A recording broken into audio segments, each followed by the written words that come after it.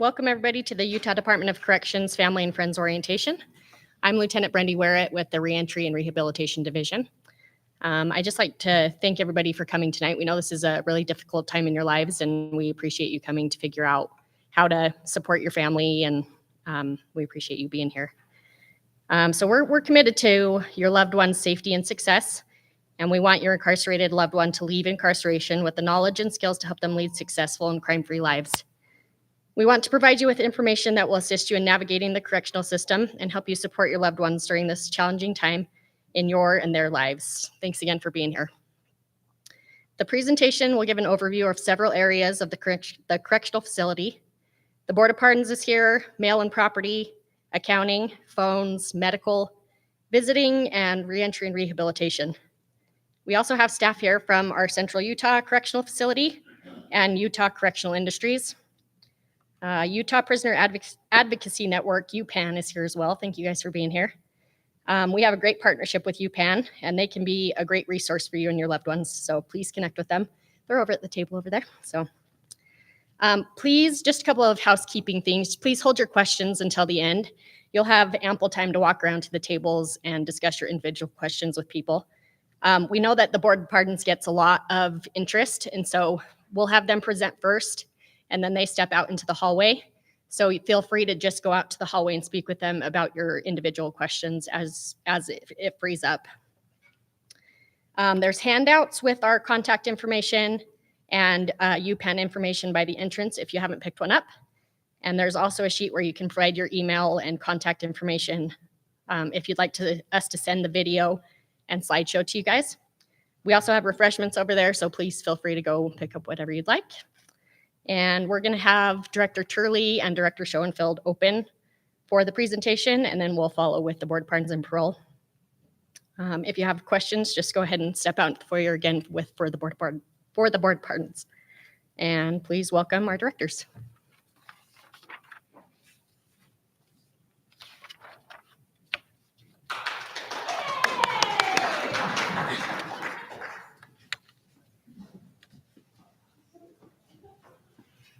Okay, hi everyone. My name is Spencer Turley. I'm one of the Deputy Executive Directors for the department. Standing in the back in the gray suit, the good-looking guy, is Mike Schoenfeld. He's one of the other Deputy Executive Directors. And we wanted to come tonight first and foremost just to say hello.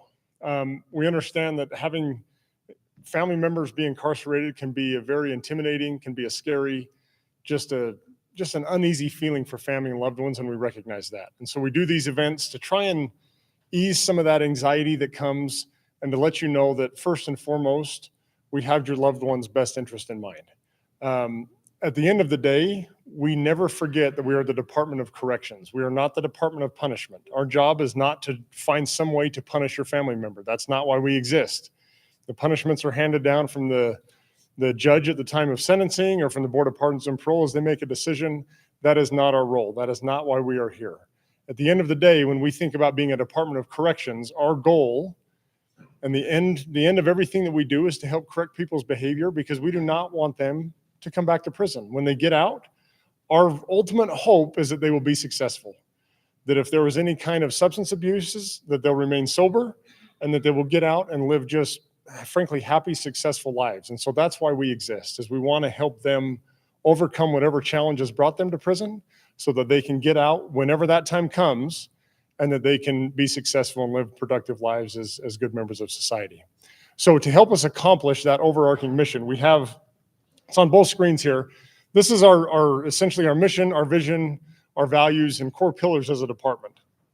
So overall, the very top of the house, if you will, is our vision statement, that we envision a safer Utah by providing opportunities for people to improve. And that's literally, when we talk about people, those are the people under our supervision, whether they're on probation and parole or whether they're an inmate in the prison. At the end of the day, they're people, and we want to see them succeed, and we want to see them improve. The next three there, kind of on the, we can call it the rain gutter of the house, if you will, that is our mission statement, that we believe we exist to work together, not only as an agency, but with collaborative partners and with all of you as family members and others, to help people transform their lives and to protect community. At the end of the day, we do want to increase public safety by helping people to be more successful. Now, the thing that's holding up the house is these 5 pillars is what allows us to accomplish that mission. So the first one there was staff investment comes down to our staff. We can't be successful as a department without good employees.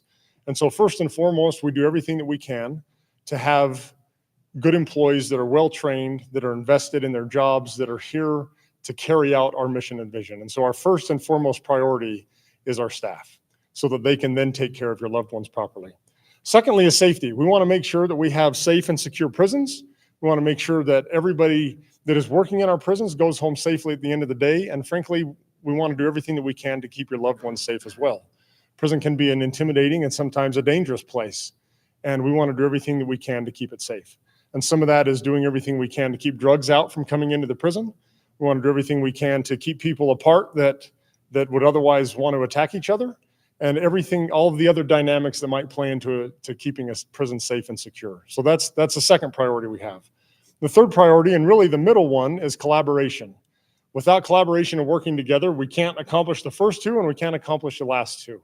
And so we recognize as a Department of Corrections that we can't do this alone.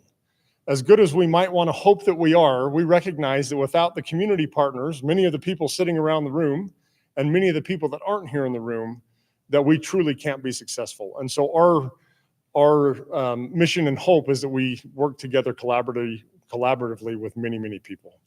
The fourth one there is innovation.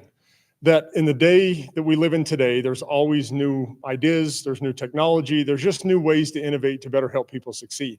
And some of that is the programs that the inmates are offered. I'll give you just one quick example. We have a welding program.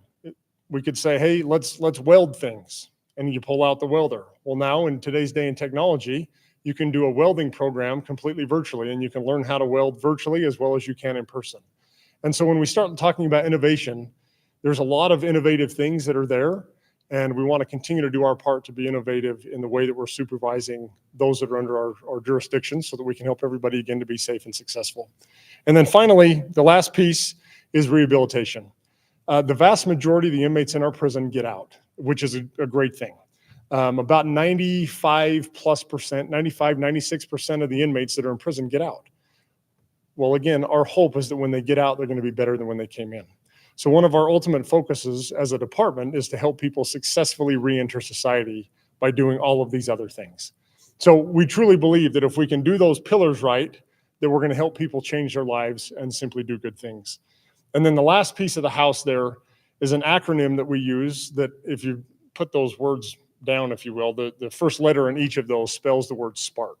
So we're talking about service, professionalism, accountability, respect, and knowledge. That we hope that all of our team members will exemplify those 5 values and bring a spark to their lives, to the lives of your loved ones, and just accomplish great things at the end of the day. So just know, as a department, we hope that you'll know and recognize that we have your best interest in mind. If you do have concerns, we want to hear from you. And we hope that tonight will be beneficial for you, so that you know how you can best support your loved one as well as we go through this journey together with you. So on that note, I'm going to turn it over to the next presenter.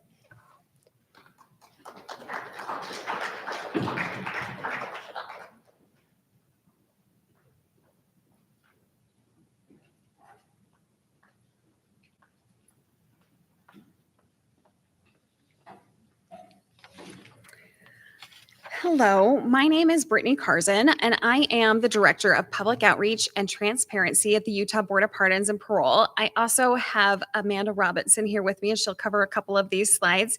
She is one of our hearing officers. So we just want to give you a quick overview about what the board is.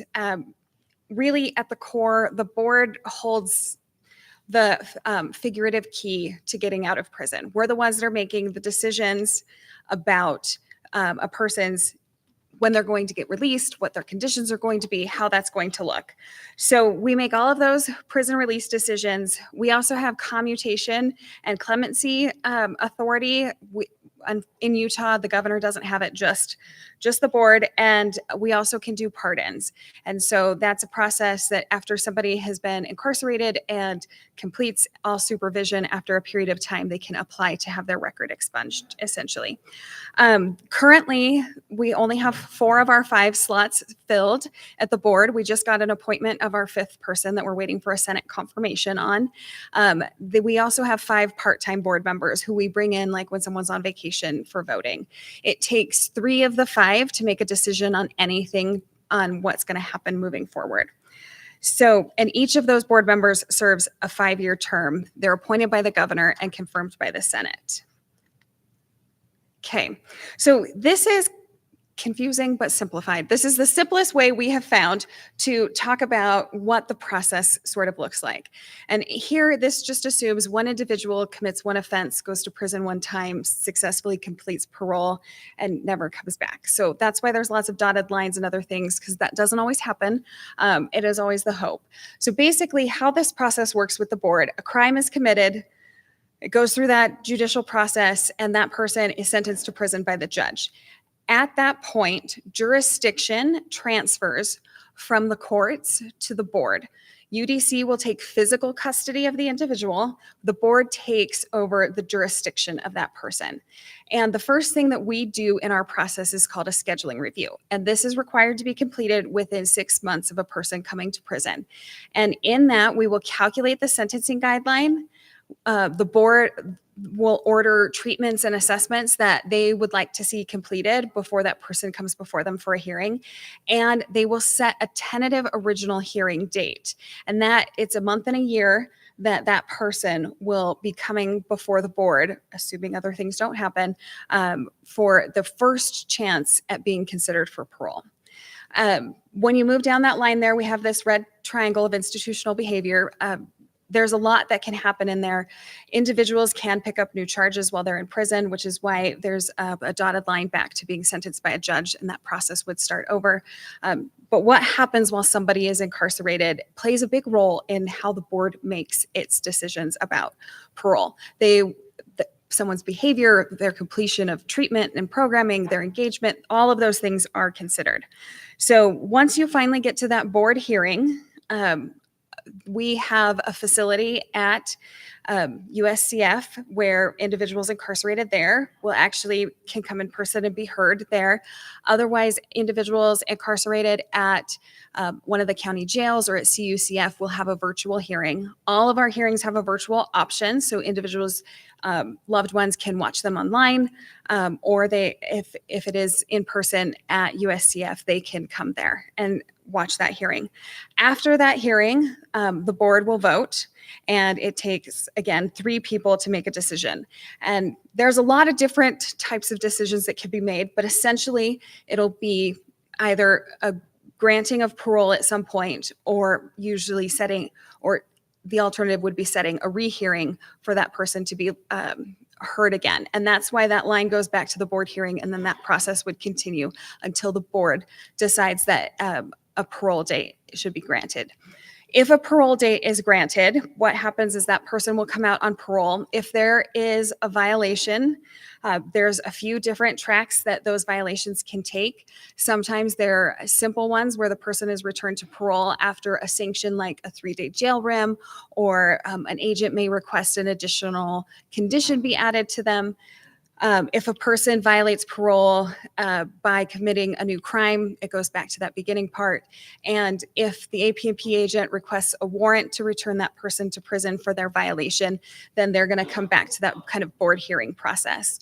And then the 2 ways that the board's involvement in an individual's sentence ends is either a termination of that sentence, meaning that the person successfully completed parole and now they are released to kind of go about, hopefully have a very successful life and not come back into the system, or an expiration of sentence. So sentences if there is other than a life top, those sentences will expire at some point, and the board's jurisdiction ends at that point if it hasn't been terminated earlier. So one of the biggest questions that we get, especially from family, is about calculating that time and what does that time look like. So we're going to go over this really quickly. What I'm referencing here is the sentencing guidelines. So these are published by the Utah Sentencing Commission, and they are available on their website.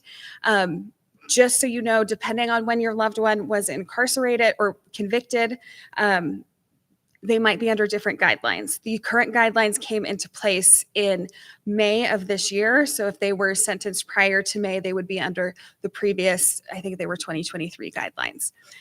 All of those are available on the website. Generally speaking, there's not major changes, but there can be some changes in those.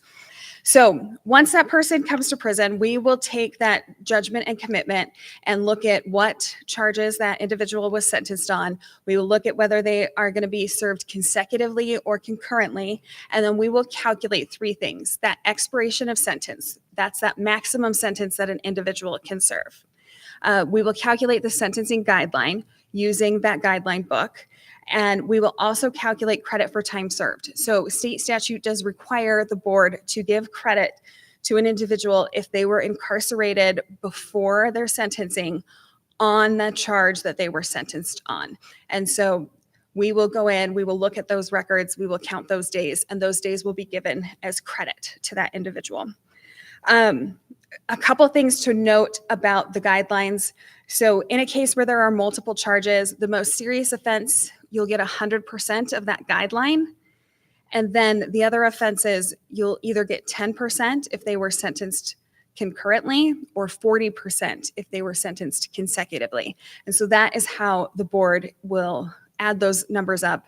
And that is how we generally get almost to our original hearing date. With that information, the board usually sets an original hearing 8 to 12 months under that sentencing guideline date, which that allows for time should an individual have any of those mandatory earned time credits counted, or if there's anything kind of last minute that needs to be worked on before the board is comfortable granting parole. So they give themselves that cushion. I'm going to turn it over to Amanda to talk about the difference between AP&P's calculation and ours. So as Brittany mentioned, one of the biggest questions that we have with the sentencing guidelines, the document that is prepared for the court, the PSI that is prepared for the court, has an attached guideline to it. However, we create our own guideline, our own matrix, and that the primary difference is when somebody is sentenced pre-sentencing, the judge is looking at that one particular case. What we do and what we calculate, we are calculating everything in a whole for that individual's overall history. So, oftentimes your loved ones will receive a PSI report that has a guideline that is going to be different than what their guidelines that they receive from this portion that we do. So that is probably one of the biggest confusing pieces of the sentencing guideline in the calculations that we do. And the biggest part to remember is that one is calculated for the judge and what the judge is looking for in that particular case versus everything globally in a whole, which could have a different date. So. And just to reiterate a couple points that she said, because this is really one of those biggest questions. When AP&P is calculating that PSI for the judge is really looking at the shading on those matrices, which tells you where that person should serve their sentence, whether that's jail as a condition of probation, imprisonment, mandatory imprisonment. That's really what that is about. But people they do still get a number, and they kind of get stuck on that. Additionally, AP&P only calculates for the first 5 charges. So if there is a case where there's more than 5 charges, they're not giving that full picture. And that's why the boards is different. We have the whole story by the time it gets to us, where they only have a snapshot of the story when they're calculating that. So neither is wrong. It's just different parts of the process. The last thing that I want to cover is our structured decision-making framework. So this is really important. This is what the board uses to make its decisions. This is an evidence-based process. These things aren't scored. They're just general ideas that they're looking at. We look at them as whether or not this was an aggravating or a mitigating or a neutral circumstance in that individual's case. And this has actually created significantly more consistency in board decisions. It's not like we're shaking a magic 8 ball trying to decide, it really takes a lot of that out of there, and we can look at that whole person. A couple things to note in this as you're looking at it, like case-specific factors are considered, victim impact is considered. Big things that are also considered are programming completion and behavior while incarcerated or on supervision. Those are things that the board is really, really looking at. And so also, before I forget to say, as we go to our last slide here, we have created what we call our inmate handbook, and it is available on our website underneath Offender and Family tab. It has basically all of this information and more. We talk about all the different types of hearings, how that process works. So it's a really great tool and resource for questions. But this is also our contact info. We welcome your phone calls, your emails. We know that you have questions. We know that this part is confusing, and we are here to help mitigate as much of that as we can by providing accurate and good information. And to that point, we will actually be sitting out here in the hall. So if you have questions about your specific case, we can kind of give you some information. If we can't, we can get our contact information to you, and you can call us tomorrow when we're in the office and we can take a deeper look. So that's what we're here for. And we hope that that was helpful.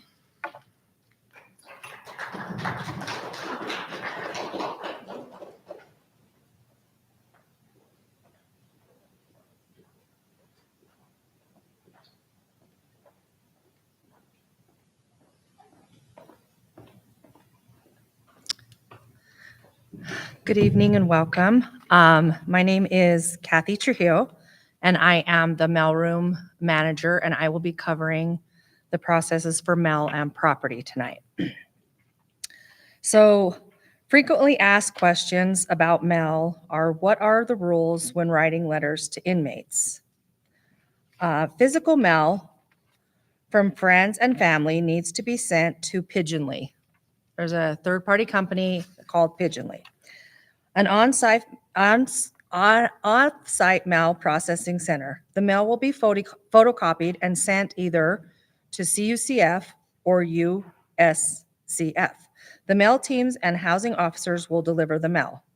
Digital mail can also be sent to Pigeonly, who will print the message or pictures to be delivered. So the questions are, what is the Pigeonly address I use to write to an inmate? And these things right now are specific, and I want to make sure that everyone is clear on this. I get phone calls a lot about the address. Incarcerated individuals' name, so their name and offender ID number. This is how it should be on the envelope. Utah State Correctional Facility -1700. I always make sure I tell people to not forget the -1700. P.O. Box 96777, Las Vegas, Nevada. And as you'll see on the other side is the CUCF address. And the difference, I mean, here, because the address is exactly the same, except for 1701 is that, and I call that a code number. This is how this company knows where to send the mail back to. So 1700, because they do this for several facilities. So 1700, they know to send it back to Salt Lake. 1701, they know it goes to Gunnison. Okay. Why does it take so long for mail to get to inmates? Your mail will be sent to Pigeonly to be processed. After processing, Pigeonly will mail the copies of USCF or CUCF PO boxes, which is picked up from the post office every workday. The mail has already been screened by mailroom staff. The mail QR code is scanned and distributed to inmates the day after it is received. The day after it is received, or the day of, so the mail gets into them the next day after we get that mail from the post office. Mail is processed in the order it is received and will usually go to the inmates within 1 or 2 days after it is received from the post office. I just also want to let you know that when writing the inmate's name, number, and address on your envelope, always make sure you have your return. Make sure you put a name. And all these things have come up since we started using this company in January.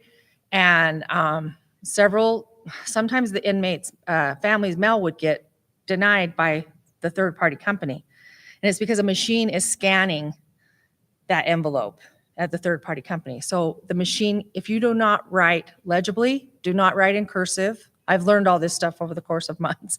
So if you write in cursive or you don't write legibly or you don't write dark, the scanner will throw it to the denial bin. So you need to make sure that you're doing all those things, which is not in the slides, but it's something I've learned. Okay, next. Can inmates have pictures? Inmates are allowed to have up to 25 photos in their possession. The photos cannot contain an inmate in them. Photos cannot be sexually explicit or show gang signs. Why does it take so long for offenders' mail to reach their families? The outgoing mail is taken to the post office the same day it is picked up from the housing units. You can check with the Northwest Post Office if you think there has been a delay. And it provides that address to the post office that we use in Salt Lake. So we will pick up mail every day, Monday through Friday, from the housing units, and that mail that your loved one is sending out to you goes that same day to the post office. The next part we're going to cover is property. I am the mailroom manager. I have worked in property in past, and I work closely with them. So I will if you have questions about property afterward, I'll be able to answer them. So how do I pick up an inmate's property? So you call the property units. There's 2 numbers up there. The first number is for USCF, and the second number is for CUCF to see if there is a property ready for pickup. So the first thing you want to do is call and say, hey, do I have property to pick up for my inmate? And then both of these areas, CUCF and USCF, have you schedule an appointment. So you schedule an appointment and go out and pick up the property when your appointment is scheduled. There's different times for both of them. It's Monday through Friday, 7 a.m. to 5 p.m. at USCF and 8 a.m. to 3 p.m. at CUCF. Arrive at the property pickup window to pick up property with driver's license, state ID or passport needed for verification. You have to show ID to pick up your inmate's property. The appointments are in 10-minute intervals. To make an appointment, and it gives you the numbers again up there, please call these numbers. Staff will ensure the property is ready for pickup and confirm your information or that you are the individual assigned for pickup. You must present a driver's license or state ID when you pick up the property. If you're going to be late for the appointment, please call so the staff don't have to leave the area or that you can reschedule. There are no pets allowed on the property. Please make sure you leave them at home. So they've listed the addresses of both those places. So both the facilities. So if you need to take just a second and write down that address. Also, questions are asked for property. What can I send to inmates? You can send your inmates letters and pictures. An inmate can have, it's the same as we were telling you for the mail. Inmates can have 25 pictures in their possession. You can purchase a magazine subscription for the inmate. The magazines come straight from the vendor distributor and must contain the inmate's full name and offender number. Magazines cannot be sexually explicit, about gangs, about self-defense, or guns. Weapons. Inmates must purchase their own books. We always get calls, can I send my inmate a book? No, you can't. They have to purchase their own. Inmates can purchase books from approved vendors. There is also a list of free vendors that inmates can use to obtain books.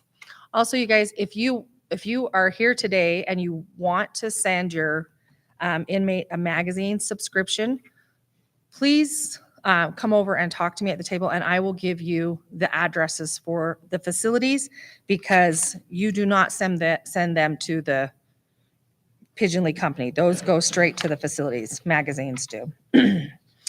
How can I send items? Family members often want to know if they can send offenders items like wedding rings or glasses. This process requires family members to send the items to the property unit for inspection.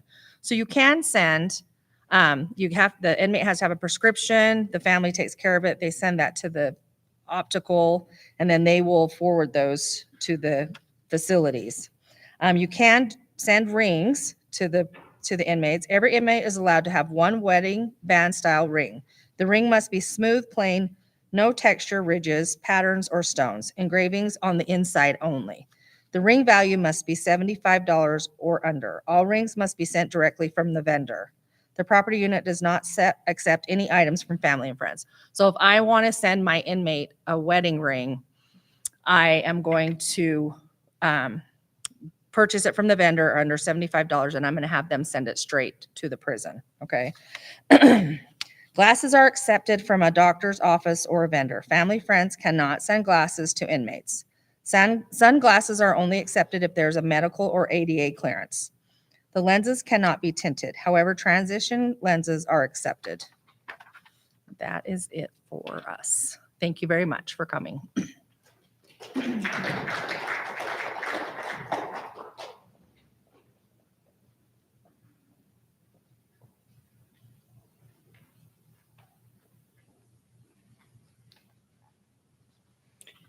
Good evening. My name is Ray Johnson. I'm one of the supervisors with Inmate Accounting.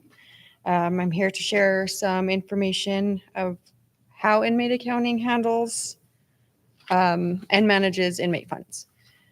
Upon arrival at the prison, our office basically serves as a bank for the inmates. Since we are not an actual bank, when your loved one's brought to prison, a bank account is established for them through Inmate Accounting at Zion's Bank. Any money in their possession when they arrive at the prison is sent to Inmate Accounting and deposited into that account. Receiving money while incarcerated, once an account has been established for your loved ones, they will be able to receive additional funds. Inmates can receive money through the following methods: family and friends, inmate payroll from jobs that they have sent or that they have inside the prison. Inmates are highly encouraged to get a job while incarcerated, and they are paid once a month. Government agencies such as U.S. Treasury, the Department of Veteran Affairs, and Native American tribes. Next is, how can family and friends send funds to inmates? You can send money through a third-party company called Access Corrections, or you can send it directly to Inmate Accounting. Access Corrections, you can do money orders or cashier's checks through the mail. Just make sure it's payable to Access Corrections at Utah DOC. We also have handouts for you with all this information as well. However, please note that if you do a cashier's check or a money order, it may take up to a week for Access Corrections to process.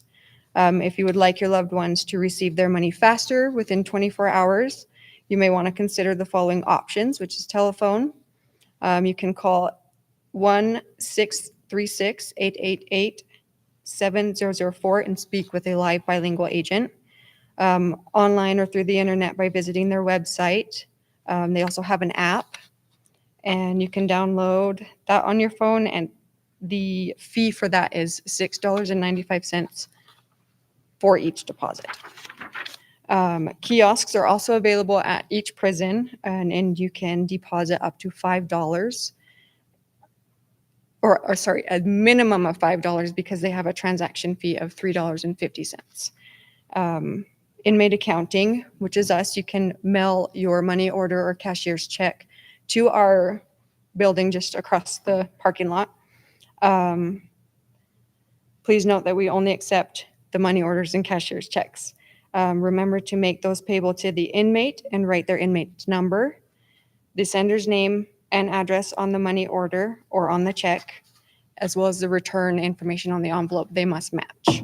To avoid delays or loss of funds, please do not send any funds to the following: CUCF, USCF, or Pigeonly. If it's going to either prison, it will be rerouted, most likely rerouted to Pigeonly.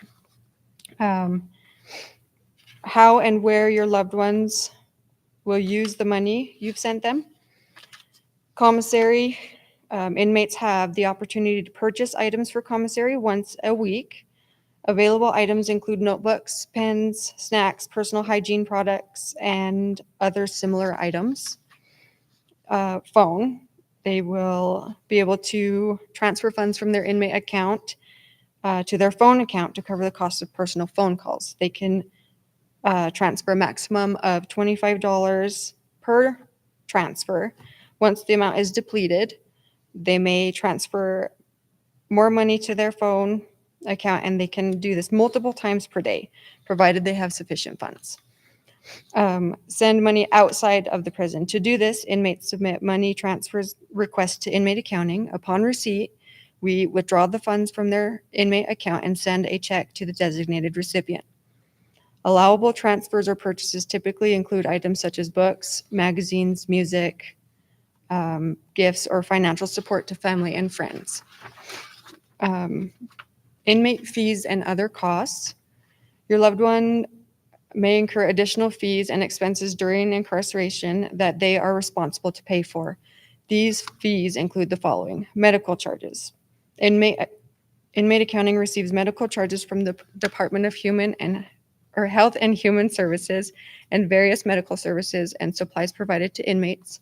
Inmates are billed $2 copay for each prescription, $5 copay for a doctor's visit, and miscellaneous medical items such as insoles or compression socks, knee sleeves, wrist braces, and then IDHO fines and restitution, which is Inmate Disciplinary Hearing Office.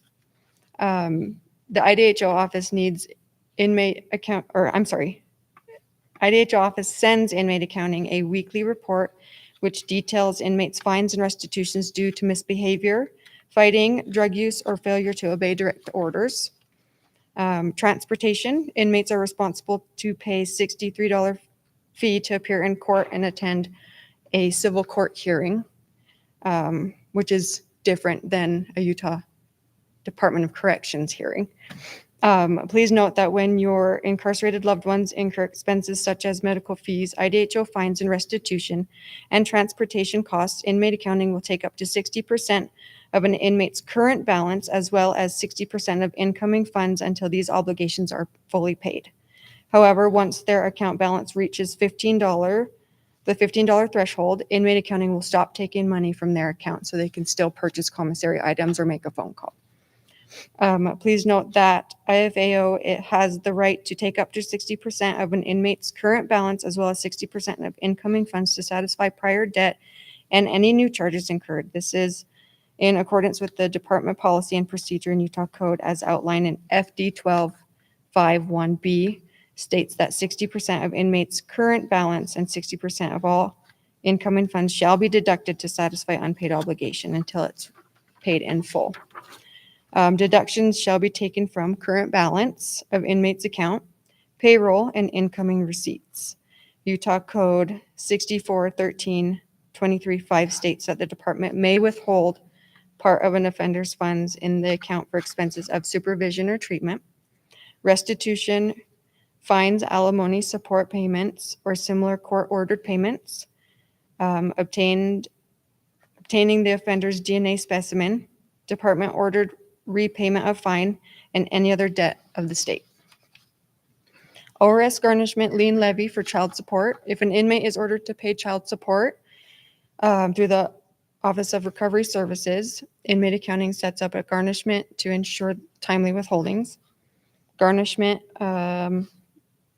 inmate accounting will take up to 50% of inmate payroll every month for those garnishments. A lien levy is a little different. Inmate accounting will take everything except $5 for a period of 60 days. It's a court-ordered lien levy. Filing fees. Inmate accounting inmate accounting follows the instructions received from the court to collect the filing fees from inmate until the fees are paid in full. The court usually orders a garnish up to 20% of the inmate's payroll each month. Tuition fees. Inmates sign promissory notes when they enroll in classes or courses offered by the programming department. These notes are then sent to inmate accounting and are recorded as debts in the inmate's account. They have 2 years after they discharge to pay for them. Otherwise, they are forwarded for collections. If you have any questions, please visit our table. We're available for you, and we also have a few handouts.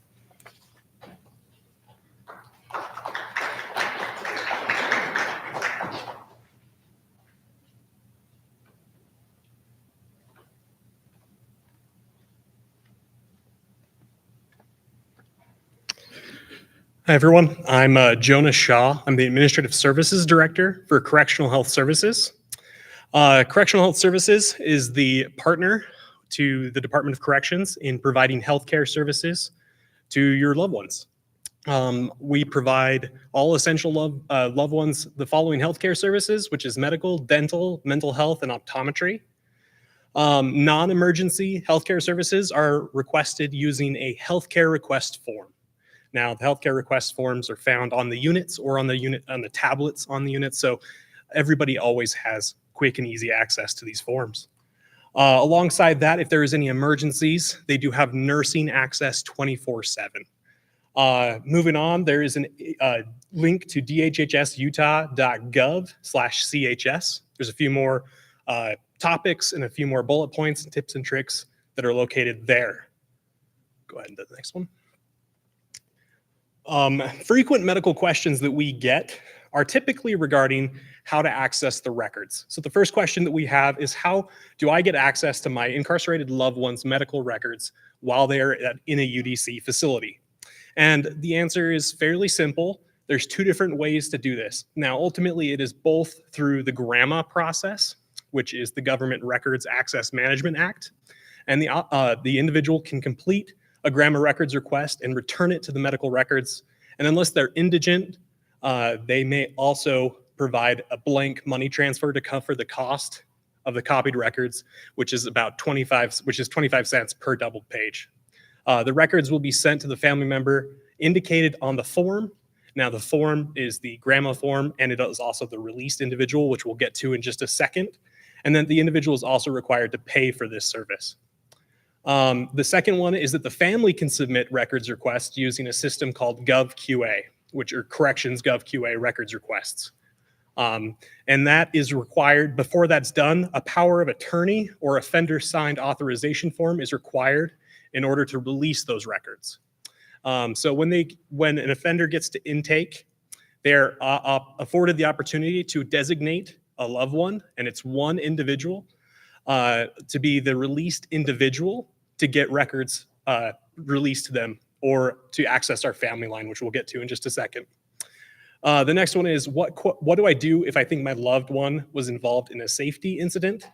And if your loved one was involved in a safety incident that requires family notification, the department will contact those individuals that are designated by the offender.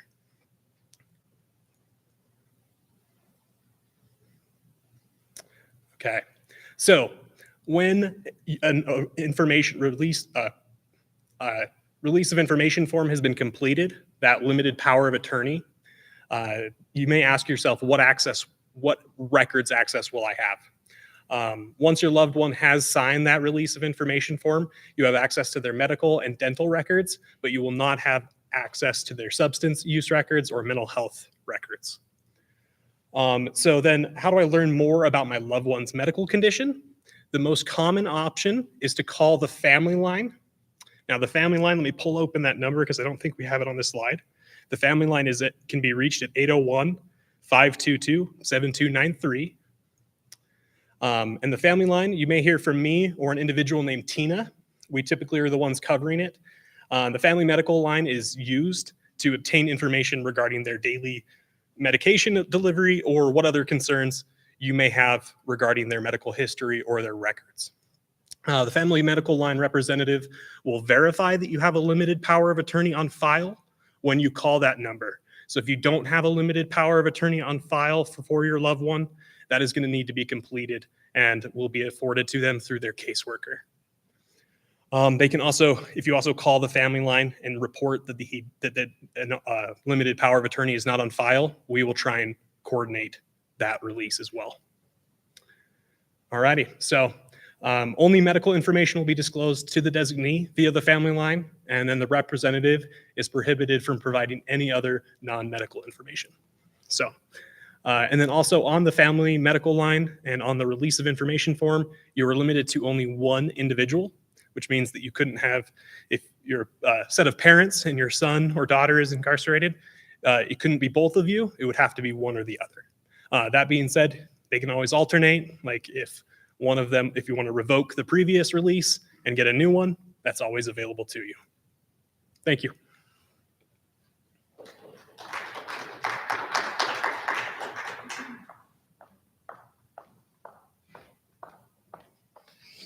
Hello, my name is Kristen Fossen. I have been the inmate phone coordinator at the prison for a little over 10 years. These are some of the questions I get a lot. How do I get a call from my loved one? And can you call them? And you can't call them, they can call you, but you do need to get your phone number approved.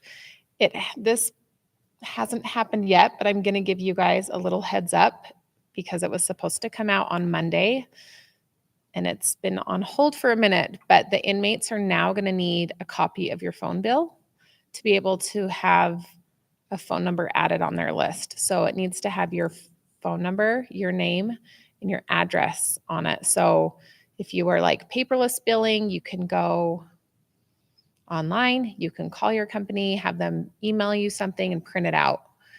And then mail that to the inmate. Then they will fill out a form and mail it into me. I will review it, make sure that there's not a number that's associated with a parolee. Those are not approved. And as long as I have that phone bill that I can match the request with the phone bill, that number will be approved. Inmates can only have one number per individual on their list. If you have more than one family member in the facility, the first one will have your number on their list. The second one is going to have to go to OMR and request, like, this is my aunt. She's already on my cousin's list, but I would also like to be able, OMR will review that and then let the inmate phone department know that it has been approved to add that same number onto another inmate's list. That is something that is new. Each inmate will only be allowed to have 10 approved numbers on their list. Right now, they have 100, and they are scaling it back to 10. This is for the safety of the inmates and for the community. All of these changes have been put in place for safety reasons. Inmates can only send a phone request in once every 60 days. So they cannot keep like putting 10 on and then remove 10 and then add another 10 and like be switching them around every other day or every other week. They're going to have to get their list that they want to work from, and it will take 60 days for them to be able to submit another one. Legal calls are not recorded if they have been a verified legal phone number. This is a policy that is changing too, how they are verified. So right now, if an inmate was wanting an attorney number, we could verify it to add onto their personal list through maybe the State Bar website, but it's not going to be added as a legal call until we get a form from the attorney that will have the case number that they are actually representing that inmate, and a copy of their bar number and their driver's license. There's some things that the attorney is going to need to complete on their end. So that is something, if you're trying to get an attorney for your inmate, some things that they need to know. A lot of people want to, go back one more. A lot of people want to know who pays for the attorney phone calls, and someone has to. They're not free.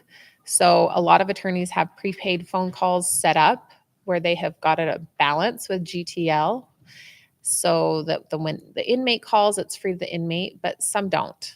And the inmate will have to pay for the phone calls. All inmates receive time for the month based off of their privilege level. Each call can be up to 30 minutes in length. Once that call is ended, the inmate can also pick up the phone and call you right back. And there's no penalty or anything for that. They can do that until they're out of money. You cannot call inmate. You can only receive the calls from the inmates. And there's a rule that there's no three-way calling. So if the inmate calls mom and mom wants to have daughter hop on and calls daughter on her phone, that is going to be flagged. You're all going to be under like the numbers will be deleted and be suspended for at least 90 days, and the inmate will lose phone privileges for a set amount of time, depending on the severity of that. Calls are 10 cents per minute local and 19 cents per minute long distance. If calls are not going through, this is something that happens. I will get calls from family members saying, my inmate is saying that he's calling me, but I'm not getting anything. I don't have a missed call or anything from the inmate. When I look it up, I can see that the inmate is calling. The phone number's been approved. It's going through, but it's hitting your network and it's being denied because it's coming through as like a spam email would come through. So if you will call your phone company, if you hear that this is happening, and ask them to take off a global spam blocker. And these are the two numbers that come either from Gunnison or from Salt Lake. And they will remove that. And so that number will be allowed to come to your phone instead of kind of getting thrown into your spam folder if it was an email, something similar to that. These are some numbers you can call if you want to write those down.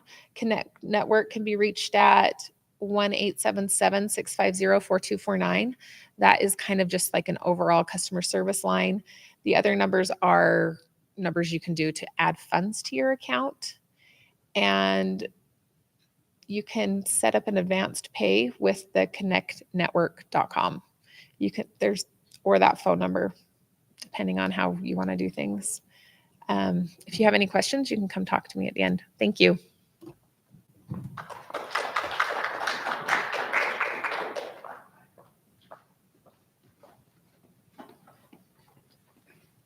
Hi, Sergeant Thomas from Visiting.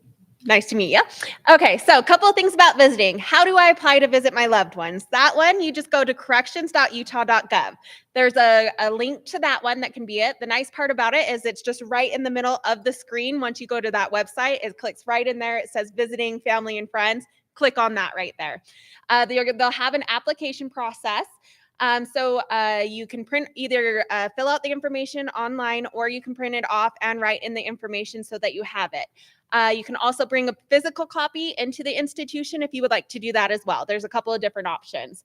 Once you actually submit the application, then you go and you have a background check submitted. And so they run the credentials to see if you have the opportunity and are allowed to visit in the institution.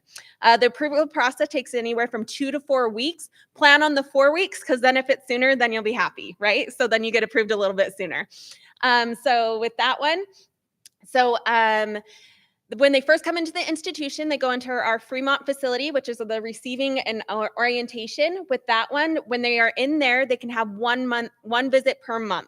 So that's the availability. Usually when it's in there and they're already in the institution, hopefully by the time you guys actually get approved, they'll be in general population or in their actual housing unit.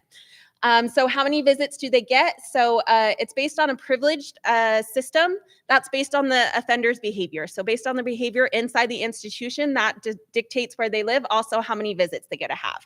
If they're in our Antelope facility, you only get barrier visits and video visits, which means you don't have any actual contact with the offender.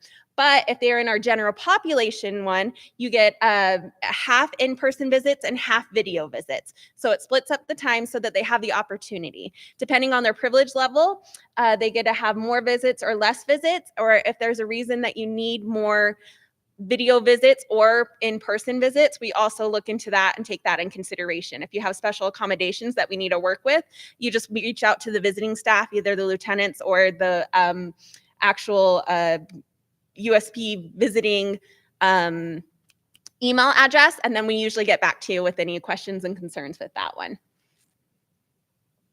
Okay, for minors with this one, you submit it at the same time that you do the application. So if they want to have their sons, daughters, anything like that come and visit, you will have to have provide the birth certificate with the application. It's just on the same one. You will submit it at the same time that you're submitting your information. You'll also submit the minor's information. If it's something as if their grandparent or something like that is going to be bringing the child, they have to get a notarized letter from the other parent involved in order to get that approved. So if grandma's bringing it in and mom says that it's okay, you have to get a notarized letter from mom to say that that grandma can bring in the child in order to be approved. With that one, with minors ones, if they are for a sex offense, it goes through a little bit more of a process. So they have a team, which is our sex offender treatment program team. They have to review it to say that if they can come or not. And also our OMR, which is our offender management review team, which is the housing unit. So that's going to be the captain, the lieutenant, and the sergeants of the housing unit to approve that as well. So sometimes that takes a little bit longer if they are accused of a sexual offense. So how do you submit a request to visit? So if you'll just go to the same thing, corrections.utah.gov, clicking on that one, there'll be a link to the calendars and the visiting availability. It goes by housing unit. So if they're housed in Antelope, there's a link to click on Antelope. If they're in Green, one's that one, Bear units, all that kind of stuff. It'll also have you fill out a Google form that you fill out, and it has the information, who you're wanting to visit, their offender number, what date and time, and who's going to be a part of the visit. And this requests have to be within 48 hours. If it's before the 48 hours, if it's less than the 48 hours, then it'll automatically be denied, just so you're aware of that. And usually we try to do it within 1 to 3 days of the actual request being submitted. Sometimes it takes a little bit longer on the weekends because we have the people Monday through Friday that do it. And then on the weekends, our visiting staff does that. So just so you know that. Okay, for a video visit, once you are approved to visit, we will set you up with the information for your login and your password so that you can do video visits online. You'll get an email with your credentials that says, here's your username and password to do that. We recommend that you do it at least 15 minutes before your actual visit starts, just then in case there's any technical difficulties, you guys can get it figured out if your microphone's not working or sound like that. And then the visits are 30-minute increments for the video visits. It is on a timer and you get a 2-minute warning. It lights up red for a 2-minute warning to let you know that the visit's about to end so that you are aware of it. And then after you are approved for that, you can add as many visitors as you want to that list. So if you want to have, but they all have to be on the visiting list. So you can't have somebody that is not approved on their visiting list on the visiting for the video visits. A couple of things also note for the video visits is you do have to follow the same standards you would. You can't drive while you're on the video visit, and you also have to be within the proper dress of our visiting standards. Okay, so for an in-person visit, we recommend that you arrive 30 minutes early for your visit. This way it gives us a chance to get you checked in, call down to the housing units, get that one. If you arrive after the 30-minute mark, then you have to wait until the next one of that one. So if the visit starts at 4:30, you have to wait until the 4:45 so that we can wait for the last people to come in, and then we check in and then call your visitors down from the housing units. When you get approved that one and you're coming on property, you will go through a screening process. You have to take off it's almost like the airport. So you have to take off your shoes, you have to take off your belts, anything like that. And it goes through our little scanner x-ray. And then you have one that you stand in and get x-rayed. It's not x-rayed, it's called radio frequency, technical stuff. So for that one. And then anything that isn't that one, we recommend, so you can't have watches, excessive jewelry, anything like that. So we recommend minimal as possible. Usually you can bring in your money or a debit card into the facility. At the time you bring in your ID, we give you a different card. So we take your ID, we give you a card with a number on it that coincides with the table that you're going to sit on for your visit. And then at the end of the visit, you'll get your ID back once you leave.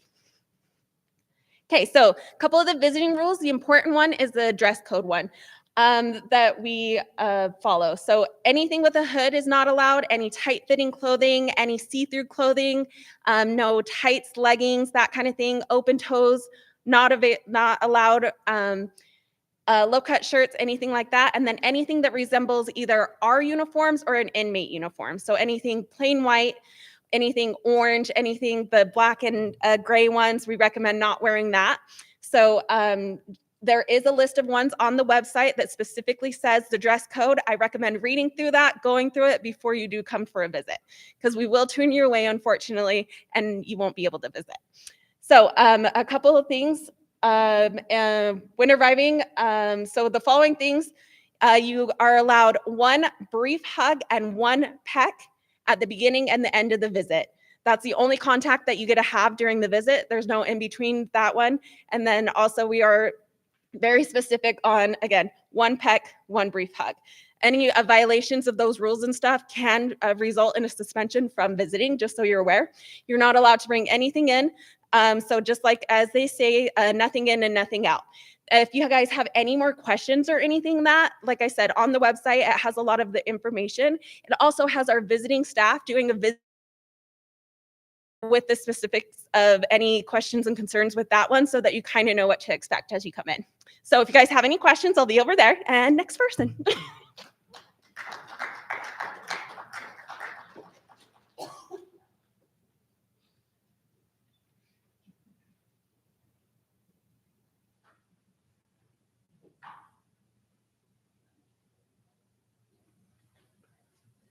Good one.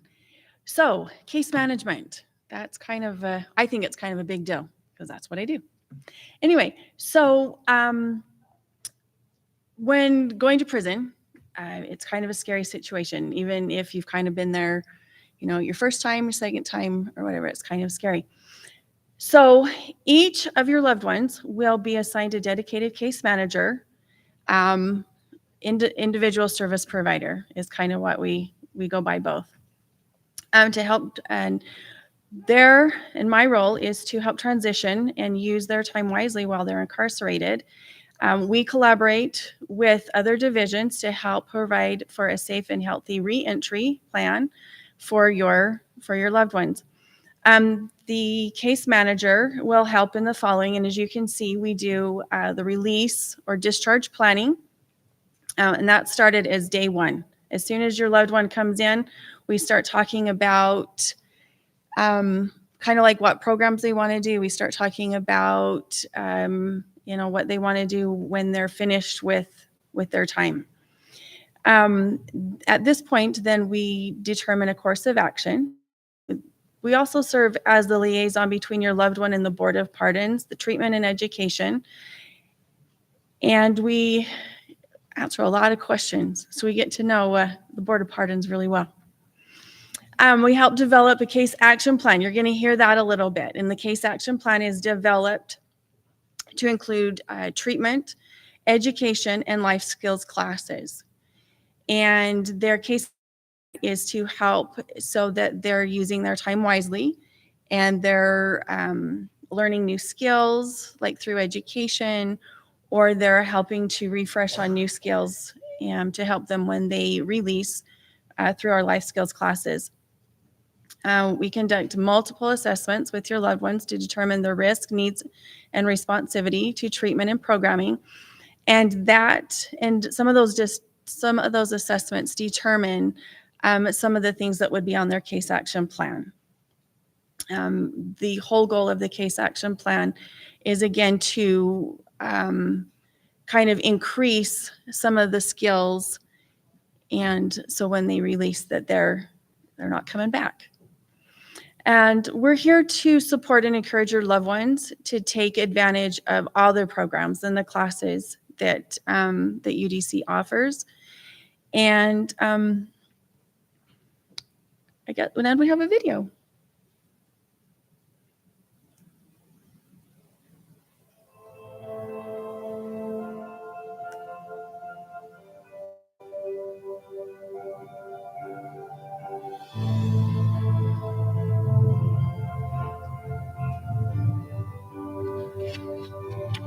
As I leave this place, I think back on my time here at Utah State. It's a time for many of us when we were at our lowest in life. Reentry began the moment I entered here. I was processed, assessed, and ultimately given programs to aid. Caseworkers, medical professionals, and corrections officers helped me to understand my shortcomings. Life skills, emotional management, and ways to defeat my addictions were all tools that aided me in becoming a son, friend, and community. Like others within this facility, I was offered educational opportunities. A high school diploma, an associate's or bachelor's degree, or a vocational degree in auto mechanics, culinary arts, or even welding. I developed marketable skills while working in fields such as manufacturing, data entry, and digital design. As time passed and my release approached, I met with a reentry team.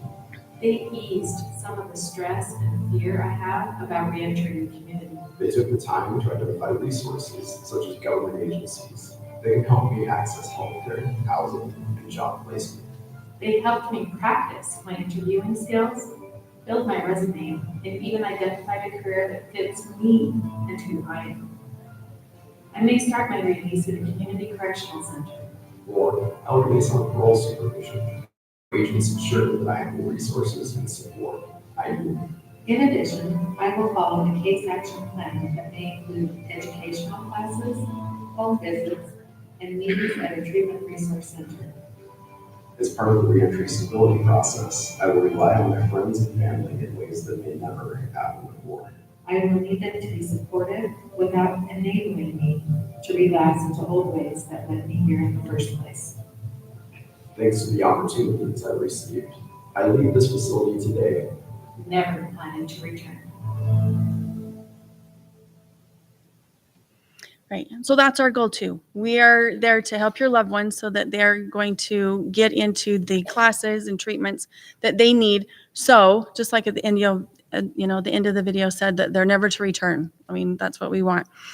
And on the corrections website, if you look up your loved one through their inmate number or name, you will also find their case manager. So feel free to contact them, but also know that there's limited information that can share because there's confidentiality. But there's also the ability to ask questions on, if you leave here today and you're not quite remembering about property or visiting, you can always call their case manager and ask those questions, and we can direct you to who can best answer those for you. Thanks.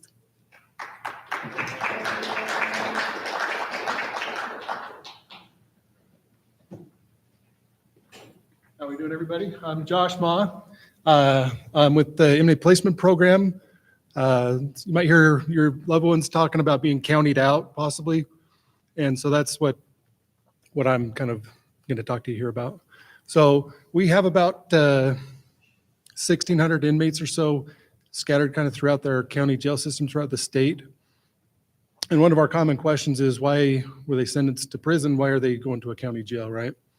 So we're one of probably 43 other states that also do this, where to help with overcrowding, to help with our just safe ratios, so it's not just too many bodies shoved in space that it wasn't meant for. So to help with overcrowding, to help with safety, and to also, it gives us more opportunities to offer programming where if there's a long wait list in a prison, we can also offer these same kinds of programs throughout our county jail system. So yeah, I think that's, we can give our next, sorry, I don't have the clicker. Thank you. So the county jails, they have the same kind of access to things that they would in the prison system. They have a state case manager who lives in that neighbor or community, wherever that county jail may be. And these case managers, like Stacy just went over, initial meeting with the offender when they arrive at the jail. We try to meet them as soon as we possibly can, ideally just in the booking area when they first arrive. They'll go through their case action plan and whatever steps they need to help them be successful and to get back out into the community. So yeah, even while they're stay there, they're going to meet with them probably at least minimally 90 days, every 90 days. And then while they're at the jails, they still have access to the same state from DHHS medical providers. And then also mental health is offered at every single jail as well.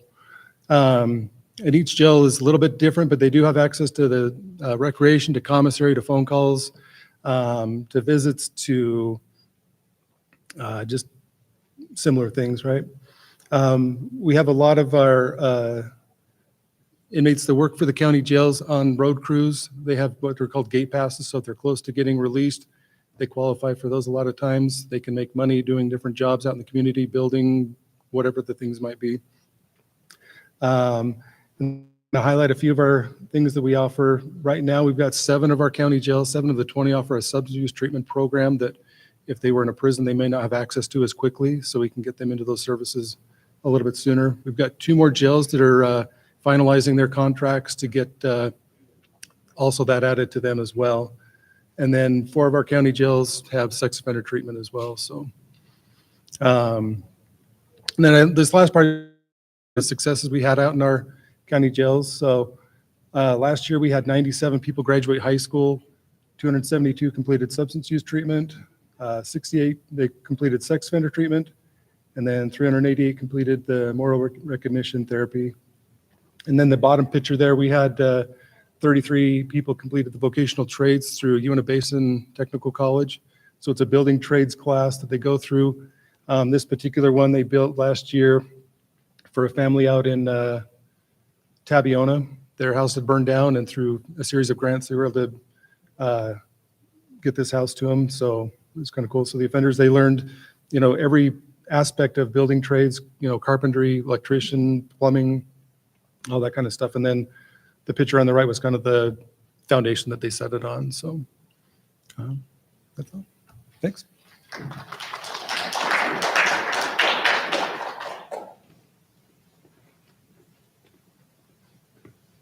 All right. My name is Desiree Ellers. I help oversee some of our educational programs here at the Utah State Correctional Facility.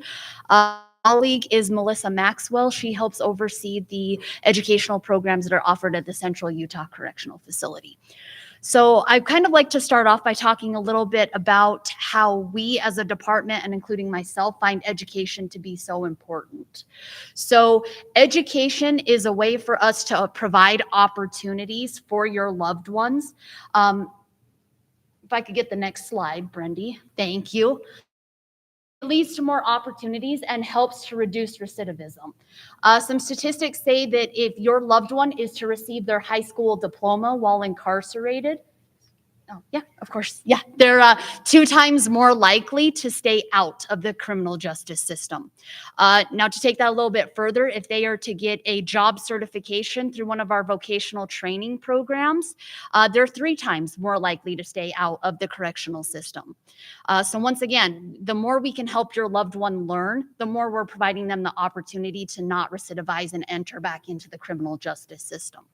So we ask, or what I like to ask of our clients' loved ones is if you can help them do 2 things. The first one is if you could encourage them to participate in our CASAS testing, which is our basic literacy and math testing. It's a way for us to determine their skill set within math and reading. We never want to put your loved one into an educational program where maybe they're not proficient in that reading level, where we're going to overwhelm them and potentially have them drop out of that educational opportunity. Your loved one to be set up for success. So the more that you can encourage them on your end as their loved one to participate in that testing, the better and the more successful they'll be in their educational opportunities at the institutions. The second thing that we like to ask is please help them locate their high school diploma. So our bachelor's degree programs and our associate degree programs through Salt Lake Community College and the University of Utah will not admit your loved one into their program unless they have a verified high school diploma. So the sooner that you can help your loved one acquire their high school diploma, or at the very minimum would be to give us the address and the institution where they received their high school diploma. If you do not have access to a copy of their high school diploma, we can contact that educational entity as an institution, and we can verify their high school diploma on our end. So just one way that you can help set them up for success and help them start their path of education within the correctional facilities. So let's talk a little bit about adult education, or what we refer to as our high school partners. So in the Central Utah Correctional Facility, we have Central Utah Academy, who is their high school provider. And up here in the Utah State Correctional Facility, we have Skyview Academy, who provides high school opportunities. So first and foremost, they want to help your loved one obtain their high school diploma or a GED. They also provide English as a second language. So if your loved one doesn't speak fluent English or struggles with the English language, that is something that our high school partners are able to provide as well. Like I had mentioned through the CASAS testing, we do provide literacy interventions. So if your loved one maybe struggles a little bit in reading and comprehension, that's okay. We are here to help them. We'll get them to that proficiency level that they need to be successful in the educational ventures that they're pursuing within the correctional facilities. We also college and career readiness. I know that I've been out of high school for a very long time and college, so math is something I would probably struggle with, but if that's the case for your loved one, that's okay as well. We do provide those career readiness and college preparation classes where we can help do some refresher courses for your loved one in both math and reading. So once again, we're setting them up for success when they do participate in education at our correctional facilities. Next, we provide higher education. So like I had mentioned previously, we do offer an associate's degree program and a bachelor's degree program. So the bachelor's degree program is relatively new. It's only been available within the past 6 months, and that is offered through the University of Utah. So that is very exciting that that is an opportunity for your loved one. So our associate's degrees are offered through Salt Lake Community College up here in the Utah State Correctional Facility. And then Snow College is the organization that provides that down in the Central Utah Correctional Facility. We also have Ensign College, who recently joined our educational opportunities here at both sites. So that is exciting as well that it is offered in our Central Utah Correctional Facility as well. They, in addition, provide an associate's degree program, and they are expanding into a bachelor's degree. So once again, please, the more you can encourage your loved ones to explore higher education if they have their high school diploma, it's a great opportunity that they have to earn an associate's degree or a bachelor's. We also provide technical training. So up in the Utah State Correctional Facility, we have Davis Technical College, who we partner with, and they provide business administration, a welding course, a culinary arts program, graphic design, and computer IT or computer servicing. And then we have Snow College down in the Central Utah Correctional Facility, and they currently provide construction management. So you may hear your loved ones referring to life skills classes, or sometimes they'll refer to them as risk reduction classes or core classes. If you hear all of those terms used, they are essentially the same thing. How I usually like to describe them to people is if you think back to high school where you have your core classes and your elective classes. So some of our core classes are anger management, moral recognition therapy, or you'll hear your loved ones say MRT quite often. That is what they are referring to, as well as victim impact. When we're talking about electives or risk reduction classes, some of those can be ideas for better communication, parenting on the inside and out, 7 habits on the inside, unlock your thinking and open your mind, getting motivated to change, and Inside Out Dad. We have numerous other classes that are also offered through our volunteer and religious services office. So please, if you have any questions, please feel free to come over. I'm right there in the corner, and I'll be answering questions for both education as well as services.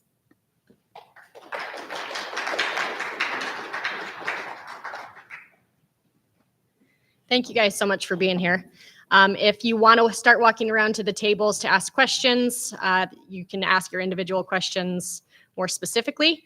Please feel free to pick up some snacks and refreshments. And there's also the sign-up sheet. If you want a copy of the presentation, we'll send that to you. And then if you want to scan that QR code, that's behind me. You can leave feedback. And thanks again for coming.